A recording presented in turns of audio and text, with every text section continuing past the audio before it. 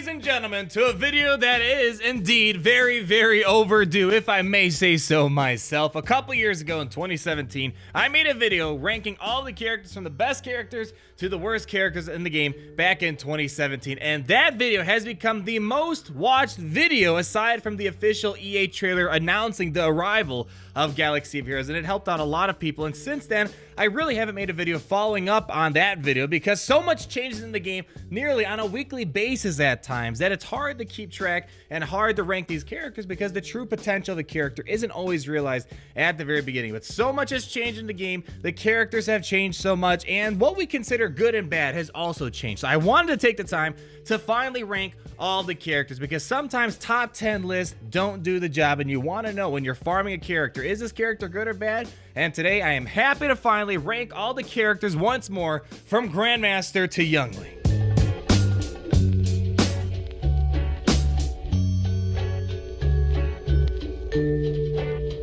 First major assumption we have to make when looking at this table is we are not considering ship viability. If we took ship viability and character viability, whew, that would create a very messy table because sometimes the ship might be very good and the character might be very bad, and it's hard to rank that when you consider both together or vice versa. So we're looking solely at character viability, and the game is no longer in a place where standalone viability should be considered. That's what the old table is all about. This contains both standalone viability as well as inter-synergy viability because sometimes characters in certain compositions are crazy good. It's not a tumor. Youngling! In the words of Sir Drake, we're going to start from the bottom and look at the Youngling faction. All these characters you're seeing right now are characters that are kind of in a they're in a dark hole. They're in this hole where they're almost basically useless. And a lot of these characters are very outdated kits, for example. They haven't been updated with the times, and some of these other guys just have nearly no synergy, even when put into the correct squads. One of the biggest examples out there is SWGoH. The Jedi are running rampant right now. The Jedi have never been this powerful. The game has been broken to an extent because of the Jedi, yet SWGoH, his kit is so outdated, and even when he's put in the most powerful Jedi lineup, he's providing almost no benefit, and to an extent, he might actually be a detriment to the team. So characters like these, you gotta watch out for. Some of them might be cool looking, such as Mace Windu. If you're just entering the game and you see Mace Windu, don't make the same mistake I did and farm that character, because just because you're good in the lore, we all know Mace Windu is one of the most powerful Jedi, sometimes in the game, that's not translated over, and he's one of the worst characters in this game. So Younglings, you're not gonna find much love out of this, and generally, a lot of these characters, unless they're really, really needed for a specific event out there, it's generally advised to kind of skip over this and try looking up the hierarchy. Padawan! Next hierarchy we're going to look at is Padawan. So Padawan, we're finally getting into a category where, yeah, maybe it's not the greatest character of all time, and heck, maybe it's not even that good when in the appropriate lineup, but some of these characters have very small uses, whether it's standalone or in a squad, and we can point out a few to give you an example here. The prime example to talk about here is HK47. Now, this video is made before the HK47 rework's coming out, but before his rework came out, he is literally next to a useless character in any other type of squad out there. Standalone viability is nearly none. His kit is basically useless. However, the only thing good about him that really makes him not a Youngling is because his leadership ability transforms the droid faction to a decent extent before his rework has even entered the game. But however, start putting him on other lineups, you're not going to find much of a benefit, but he does have those minor uses that make him okay to be used. But generally, again, Padawan, seeing these characters, unless they're really needed for a specific legendary event or something and you have no other options, still in this Padawan category,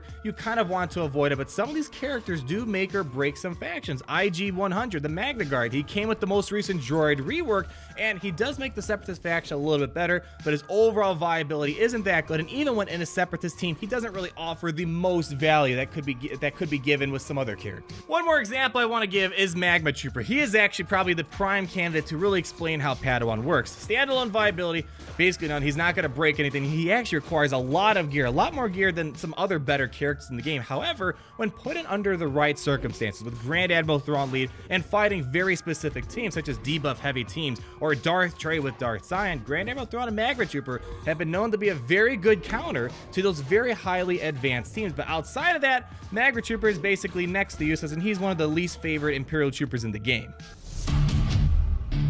Ignite!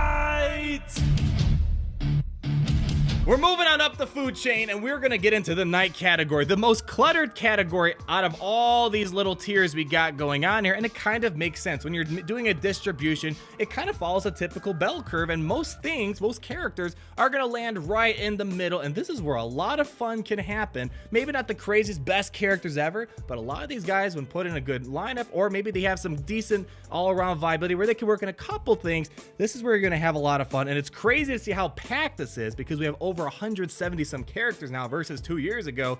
It was a lot smaller back then. So when it comes to the night requirements here, I'm not looking for you to be the best all-around character in the game, but I also don't want you to have an outdated kit that's really got very narrow uses. In the night category, we're gonna find a lot of characters that they might not be the best all-around, but when put into the right type of team, they're really gonna supercharge it. These are the filler characters that a lot of teams need to really get the most out of a specific faction. First Order Executioner. By himself, he's not all that crazy, but when you put him in a First Order team, he really takes things to a whole other level with his executability, dispelling buffs, constant back-to-back turns when he's eliminating people, and that's where he kind of fits a very specific role in a First Order team, and he's kind of a staple to a Kylo Ren unmasked team. So that's why a lot of people love going towards him. He's not going to do some crazy stuff like, let's say, for example, Commander Luke Skywalker, but when you're thinking of how can I make my First Order team better, that's where the First Order Executioner comes in.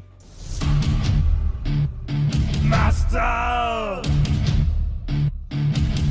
And now we're gonna talk about what people want to know about, the best of the best. And that is where we get to the top 40% here. And we're gonna first talk about the Master category. So unlike Knights, where we mainly only look for characters that kind of make certain teams a lot better, Master is where we're going to start seeing things where I kind of had a very heavy Grand Arena and Territory War focus and standalone viability, and also some plug and play viability. These aren't characters that have broken the game, but seeing how the game has expanded so much since 2017, we see that characters like these are critical, because it's no longer just about Arena where you need one good team. You need at times 5 teams, 6 teams, 7 teams, even more at times, so you can go and do some damage to your enemies. And here with the Master category, let's point out a few examples of characters that really shine, and these that have a lot of one Zeta Wonder characters, where one Zeta on a character transforms a faction entirely, and sometimes a specific character entirely. The first few characters that come to mind when thinking of one Zeta Wonders, Master characters that supercharge factions,